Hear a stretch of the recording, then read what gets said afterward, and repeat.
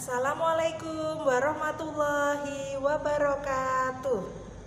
Selamat pagi kakak-kakak kelas 7.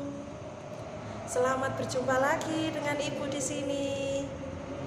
Pada pagi hari ini kita akan belajar tentang klasifikasi makhluk hidup dan pengelompokannya.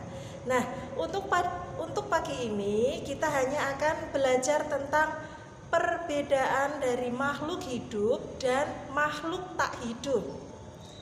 Waktu kalian sekolah dasar mungkin oleh Bu Guru sudah dijelaskan ciri-ciri makhluk hidup dan ciri-ciri makhluk tak hidup.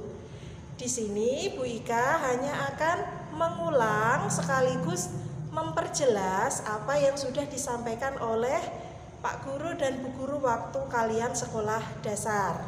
Oke, yang pertama, makhluk hidup. Kira-kira makhluk hidup itu ciri-cirinya apa?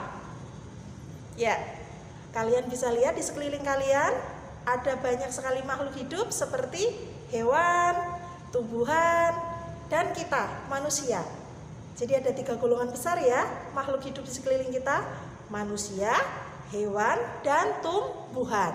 Nah, ketiga kelompok itu memiliki ciri-ciri yang tidak dimiliki oleh benda tak hidup. Apakah itu? Yuk kita bahas bersama. Ciri-ciri makhluk hidup seperti manusia, hewan, dan tumbuhan itu yang pertama, bernafas. Ya, makhluk hidup selalu bernafas karena bernafas itu adalah respirasi, pertukaran gas oksigen dengan karbon dioksida. Untuk apa? Untuk proses metabolisme di dalam tubuh. Ciri-ciri pertama bernafas, ciri-ciri kedua berarti melakukan metabolisme. Semua makhluk hidup selalu bermetabolisme karena untuk mencukupi kebutuhan pangannya, kebutuhan hidupnya. Terus yang ketiga, selain bernafas, melakukan metabolisme adalah yang paling mudah makan dan minum.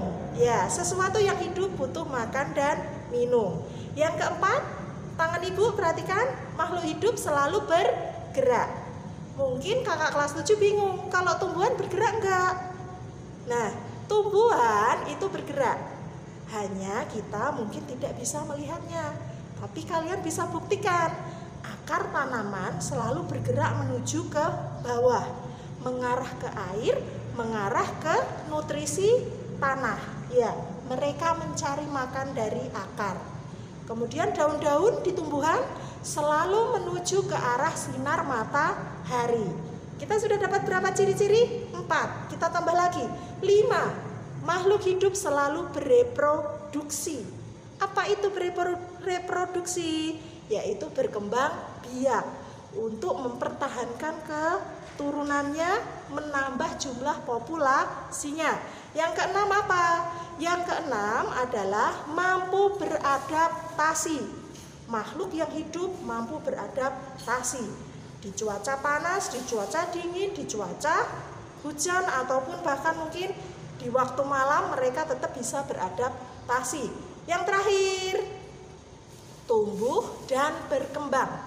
Ya, kalian dulu waktu masih kecil tingginya 50 cm, tumbuh menjadi seperti sekarang sudah 140. Nah, itu tumbuh. Kalau berkembang seperti apa? Berkembang itu adalah menuju tingkat kedewasaan. Ciri-ciri dewasa adalah mampu untuk bereproduksi. Kita sudah dapat 7 ya. Ya. Terus yang terakhir 8, iritabilitas.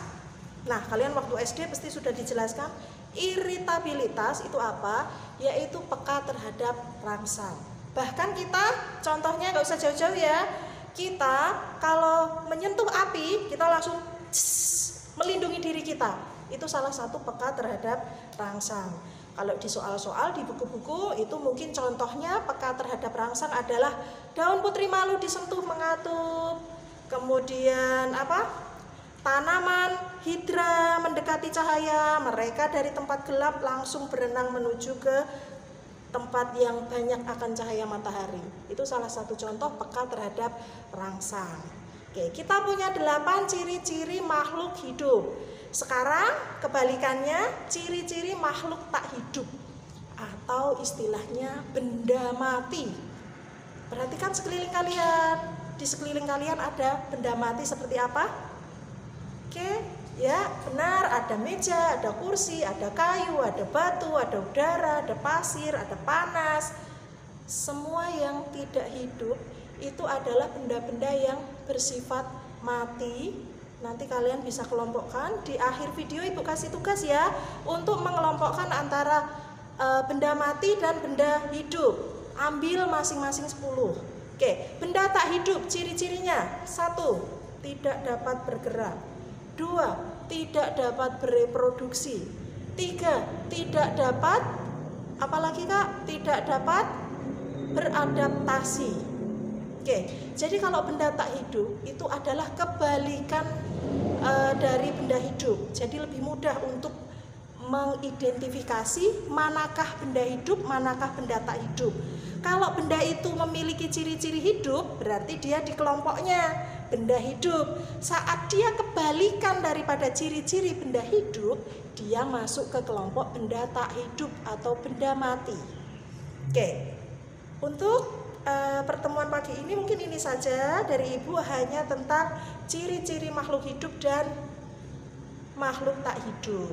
Nah, untuk tugasnya Ibu mohon carilah 10 benda hidup dan 10 benda mati, dibuat tabel, dibagi 2. Sini benda hidup, sini benda mati. Ditulis di buku catatan. Nah, setelah itu nanti kalian bisa foto tabelnya ya. Kemudian dikirim gambarnya ke classroom kelas 7 ke Ibu ya. Seperti itu ya. Oke, terima kasih atas perhatiannya.